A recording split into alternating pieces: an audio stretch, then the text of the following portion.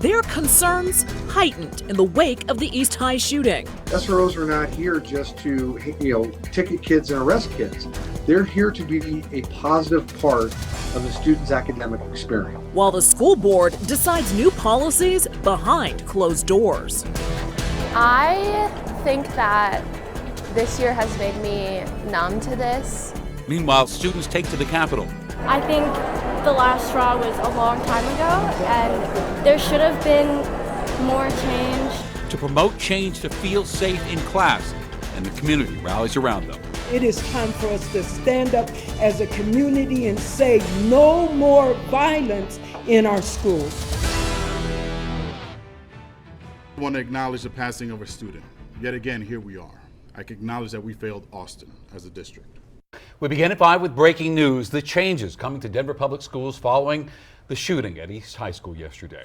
The district reversing policy and will bring armed Denver police officers back onto campuses. And this decision comes after that shooting at East High yesterday, in which police say a student shot 2 school deans. And that student, 17-year-old Austin Lyle, died by suicide last night in Park County.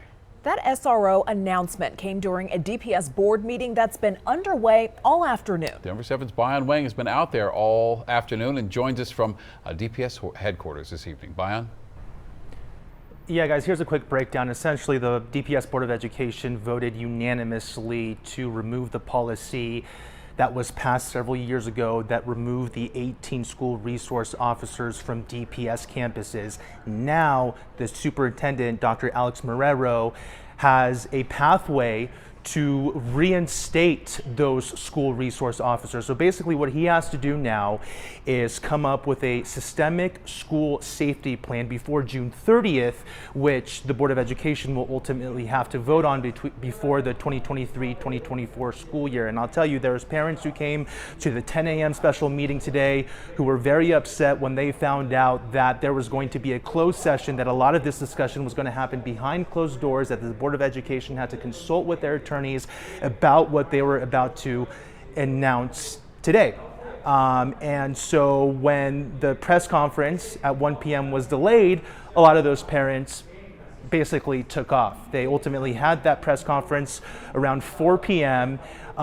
We basically had to raise our hands and be called on to ask a questions that dozens of parents and students have been sending us to get answers for. So it was very frustrating, but nevertheless, I was able to fire off this question to Dr. Marrero. Take a look.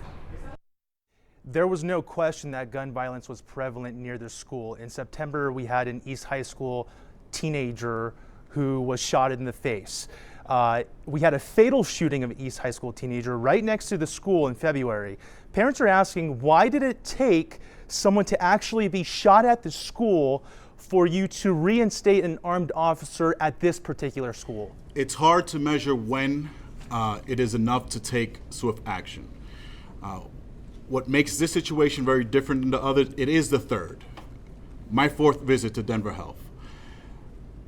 But also, it did happen inside of our buildings. So that changes things significantly. Hence why I decided to act the way that I did, and I was incredibly reassured and encouraged when I learned that the board was incredibly supportive, but also are going to push me a bit further on how to support our schools moving forward.